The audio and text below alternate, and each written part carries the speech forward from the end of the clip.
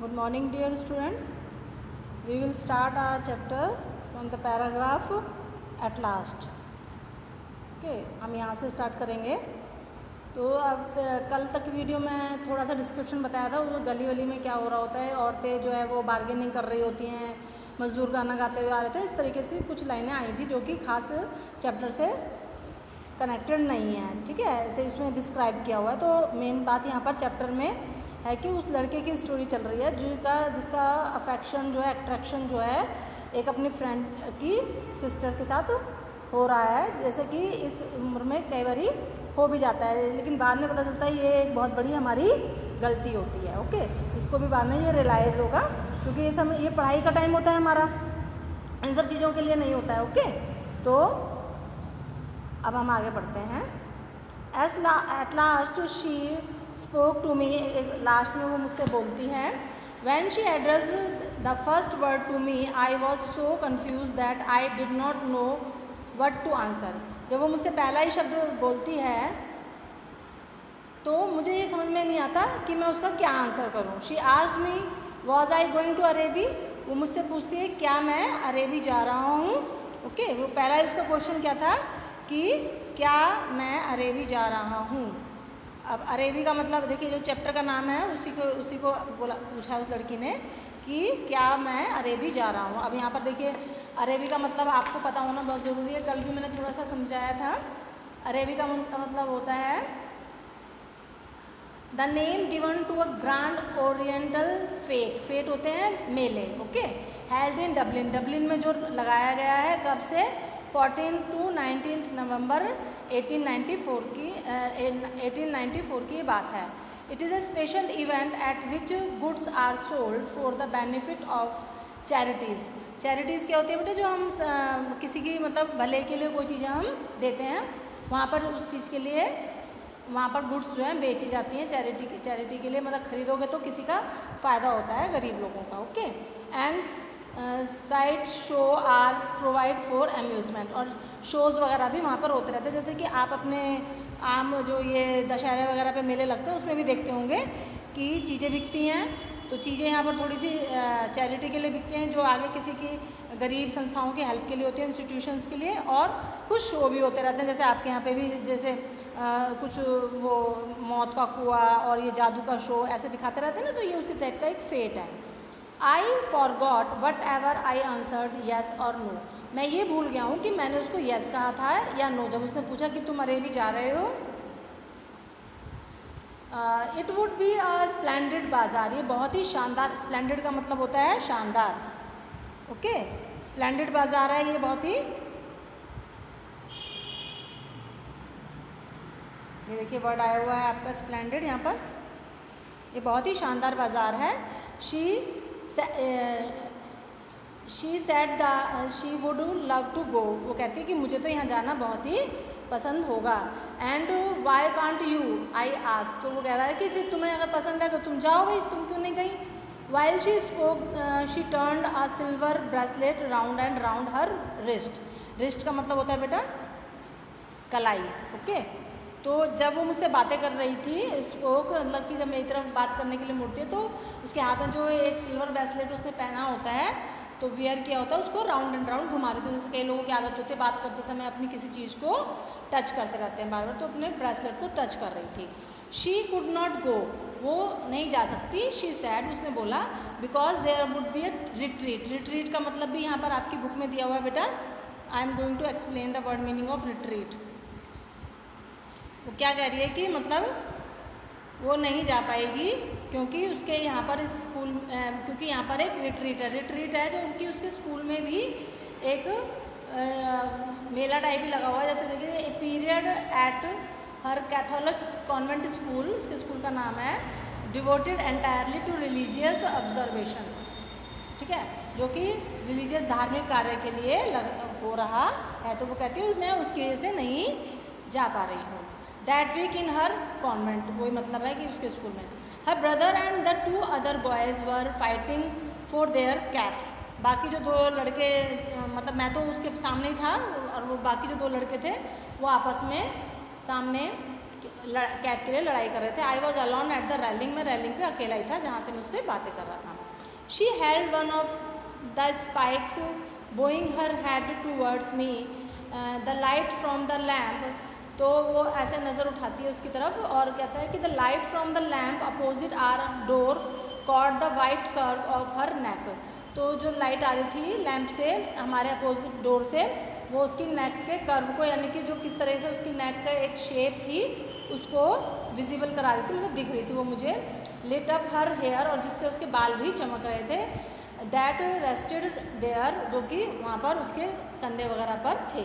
And falling lit up the hand up and up the railing, और वो हाथ को इधर उधर, मतलब जैसे कि रेलिंग के ऊपर लिटअप कर रही है, लगा रही है। It fail over one side of her dress and cot the white border of a petticoat, और जो है ये एक उसके ड्रेस के साइड की बात बता रहा है कि वहाँ पर पेटीकोट, यहाँ पर उसकी स्कर्ट को बोला गया, उसका बॉर्डर जो है वो कैच कर रहा है light, just visible as she stood at ease, जैसे वो आराम से खड़ी होती है तो उसकी स्कर्ट की साइड का बॉर्डर वाइट वाला भी विजिबल हो रहा है। It's well for you she said, कहते हैं तुम्हारे लिए अच्छा होगा, वो लड़की कहती है कि अगर तुम वहाँ जाते हो तो it is well for you, well का मतलब यहाँ पे अच्छा है। If I go I said I will bring you something, कहता है कि अगर मैं गया तो मैं तुम्हारे लिए कुछ ना कुछ लाऊंगा। ये लास्ट लाइन थी इस पैराग्राफ की बेटा, और इस पेज की। Now come to the next page. Next page पे आते हैं हम।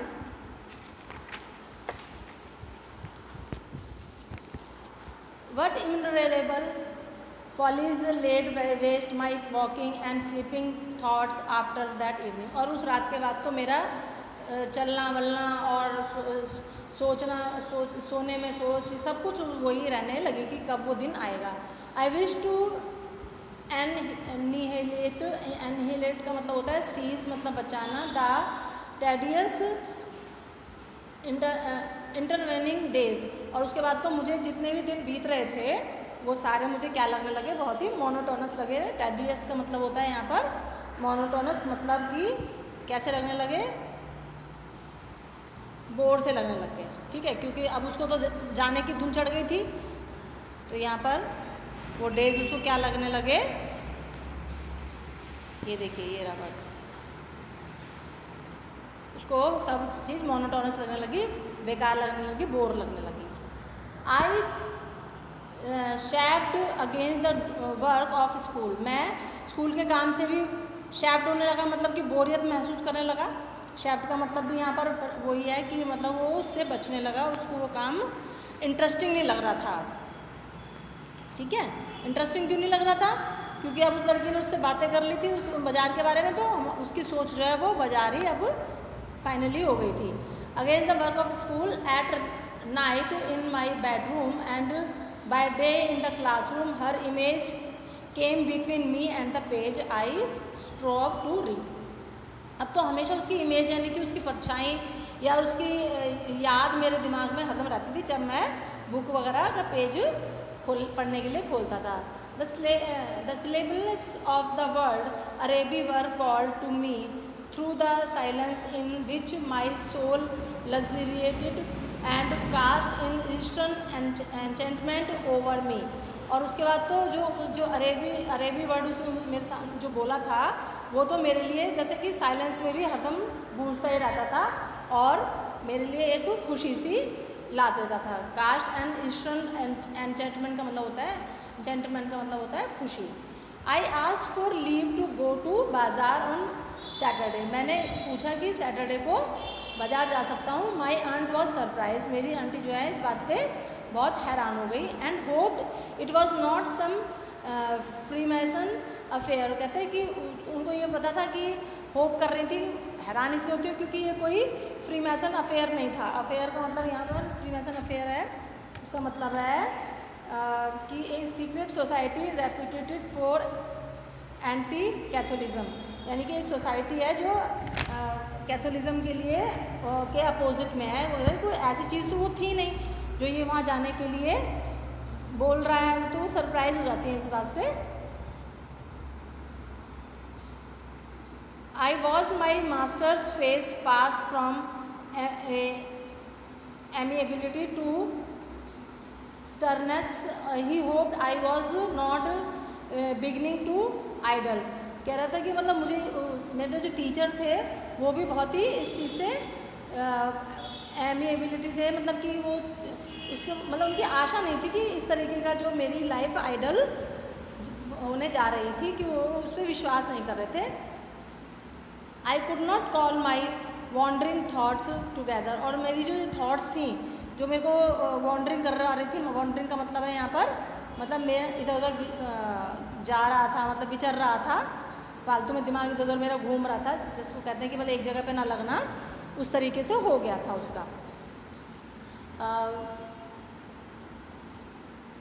I had hardly any patience with the serious work of life which. और बहुत ही मुश्किल से मैं पेशेंस रखता था किसी सीरियस वर्क में. पेशेंस का मतलब है, पेशेंस होता है ना कि मतलब शांति रखना, या मतलब हम कह सकते हैं कि किसी काम में अच्छी तरह सीरियस नहीं हो पा रहा था, वो बहुत मुश्किल से सीरियस हो पाता था. Now that it stood between me and my desire. क्योंकि ये सब मेरे डिज़ायर और मेरे बीच में आ रहे थे. मतलब उसकी डिज़ायर क्या थी, उसकी इच्छा क्या थी इस समय, सिर्फ अरेबी यानी कि अरेबी में जाना, यानी कि उस फेट में जाना जो उस लड़की ने उससे रिक्वेस्ट करी थी. Seem to me child's play. मुझे तो बस ये एक बच्चों का खेल लग रहा था. अगली मोनोटोनस चाइल्ड प्ले. और एक भद्दा बोर कर देने वाला चाइल्ड प्ले लग रहा था कि ये जो चीज़ें मेरे डिज़ायर और काम के बीच में आ रही थी. On Saturday morning I reminded my uncle that I wish to go to bazaar in the evening. मैंने अपने अंकल को याद दिलाया कि मैं कहाँ जा रहा हूँ,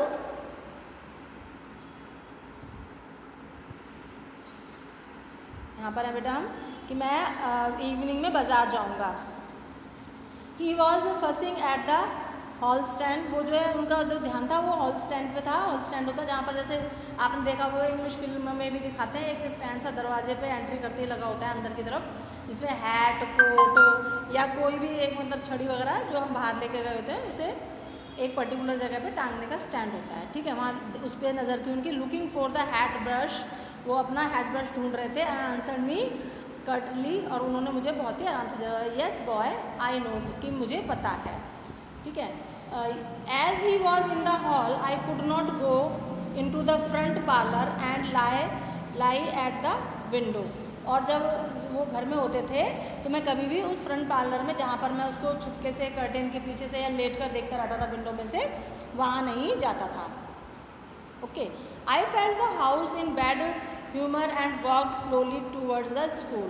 और मुझे जो है अपना जो वो था ये घर जो है वो क्या लगने लग गया, बैड लगने लगा. बैड क्यों लगने लगा,